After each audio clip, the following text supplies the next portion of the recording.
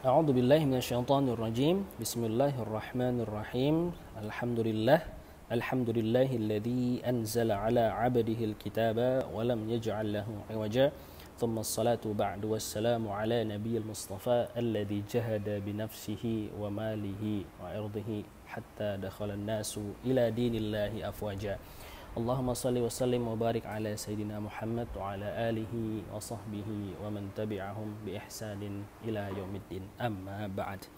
Baik para pendengar sekalian yang berbahagia, mudah-mudahan kita semua senantiasa dalam naungan Allah Subhanahu wa taala, senantiasa di dalam kesehatan yang sempurna, senantiasa dalam iman dan takwa yang paripurna. Terlebih lagi sesaat lagi kita akan bertemu dengan bulan Ramadan, yang mana kita sudah tahu sendiri bagaimana keutamaan dari bulan Ramadan.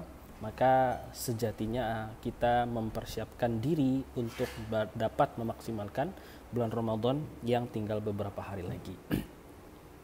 Baik, sedikit pembukaan bahwa sebenarnya terkait dengan Ramadan ini ada sebuah mindset yang ditanamkan oleh para salaf kita, salafus saleh kita, para pendahulu kita dari orang-orang mukminin, bahwa ketika Ramadan selesai diakhiri dengan tanggal 1 Syawal, maka sebenarnya mereka akan mempersiapkan diri lagi bertemu dengan Ramadan selanjutnya, Ramadan tahun berikutnya. Ya, jadi menunggunya itu bukan dari Muharram, bukan, tapi memang dari Syawal. Selesai Ramadan langsung mempersiapkan diri untuk bertemu dengan Ramadan yang selanjutnya. Baik, insya Allah pada kesempatan kali ini kita akan lanjutkan belajar tafsir dan tadabbur kita yang akan masuk ke dalam surat yang baru, yaitu surat Al-Alaq atau kita kenal dengan surat Iqra. Surat ini adalah surat pertama, ya, berdasarkan kesepakatan para ulama, adalah surat pertama yang Allah wahyukan kepada Nabi Muhammad SAW. Jadi kalau kita mengkaji dari banyak literatur hadis maupun sirah, maka kita menemukan bahwa ayat-ayat ini di surat Al-Alaq ini, khususnya dari ayat 1 sampai dengan ayat yang kelima, ini menandakan permulaan wahyu atau diangkatnya Nabi Muhammad SAW menjadi seorang nabi. Oke, kita akan masuk dulu ke kisahnya ya, dari yang disampaikan oleh Imam Ahmad, yang diriwayatkan juga dari Sayyidatuna Aisyah radhiyallahu anha qalat, berkata Sayyidah Aisyah kepada kita sebagai pembaca, awalu ma bada'a bihi Rasulullah sallallahu alaihi wasallam minal wahyi ar-ru'yah as-sadiqah fin naum. Jadi dikatakan di sini sebagaimana dikutip dari tafsir Al-Qur'anil Azim Ibnu Katsir, dikatakan bahwa sebenarnya awal mula wahyu yang diterima Rasulullah SAW sebelum nanti bertemu dengan Jibril, adanya ru'yah shadiqah, ada ru'yah, ada pandangan, ada mimpi di dalam tidurnya, ada mimpi yang meminta untuk beruzlah gitu ya, atau untuk menyendiri. Fakana la yara ru'yan illa ja'at mithla falaqis subah. Jadi yang dimimpikan itu seperti melihat gelap malam tapi yang menjelang subuh gitu, jadi agak-agak terang sedikit gitu ya. Mahubiba ilaihil khala'. Nah, semenjak mimpi itu Nabi Muhammad SAW suka untuk khala'. Khala' itu menyendiri atau khalwat ya, kita kenal dengan istilah khalwat, menyendiri, menarik diri dari keramaian. Fakana ya'ti Hira, sampai nanti beliau menetap atau datang ke gua Hira. Nah, nanti yang pernah haji atau pernah umroh biasanya mampir ke sini ya, akan terasa sekali jalannya yang sekarang saja lumayan agak curam ya, apalagi dahulu belum ada tangga, jalannya juga belum sebagus yang sekarang. Ya'til Hira fayatahannas fihi, yatahannas sama ya, menarik diri. Jadi sebenarnya adalah salah satu kebiasaan para nabi terdahulu, masih ajaran Nabi Ibrahim alaihissalam diikuti oleh anaknya Ismail. Apa itu? Tahannus atau menyendiri, menarik diri dari keramaian atau memisahkan diri dari orang-orang yang berdosa. Maka atau kalau kita tahu kisah tentang Nabi Ibrahim alaihissalam yang berdialog, menebak-nebak gitu ya, apakah bulan ini sebagai Tuhan, matahari sebagai Tuhan, dan lain sebagainya. Nah, ini juga melalui proses tahannus. Selanjutnya adalah tahanus ini dilakukan oleh Rasulullah SAW selama banyak malam. Jadi tidak hanya satu malam, tapi bermalam-malam, berkelanjutan. Wa yatazawwadu lidzalika tsumma yarji'u ila Khadijah. Nah, terus begitu nanti kemudian kembali pulang kepada Khadijah, istrinya yang pertama saat itu. Fatazawwadu limisliha. Kemudian mempersiapkan bekal lagi untuk melanjutkan tahanusnya atau melanjutkan khalaknya.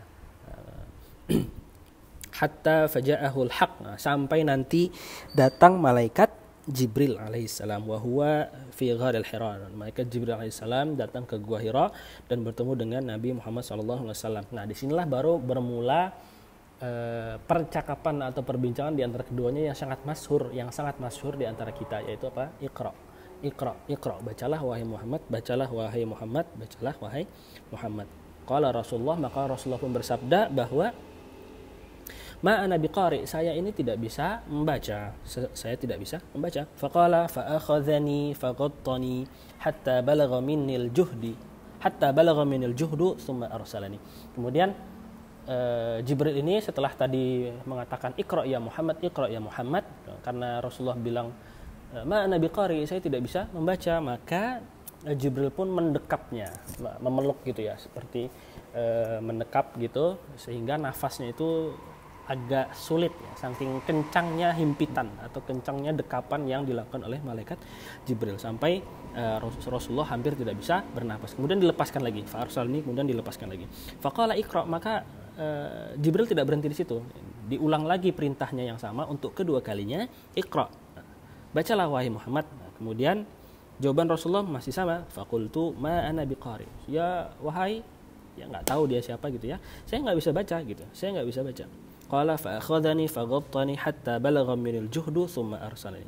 Begitu berikutnya ya, jadi seperti dipeluk gitu, dihimpit tapi sangat kencang sehingga kesulitan untuk bernafas. Begitu dua kali. Kemudian sampai yang ketiga juga demikian. Jawaban Rasulullah sama, yaitu apa? Ma ana biqari. Saya tidak bisa membaca. Maka kemudian Jibril alaihissalam menyampaikan wahyu yang pertama kali yang kita kenal dengan surat Al-Alaq, ayat yang pertama sampai dengan ayat yang kelima. A'udzubillahi minasyaitonirrajim. Bismillahirrahmanirrahim. Iqra bismi rabbikal ladzi khalaq.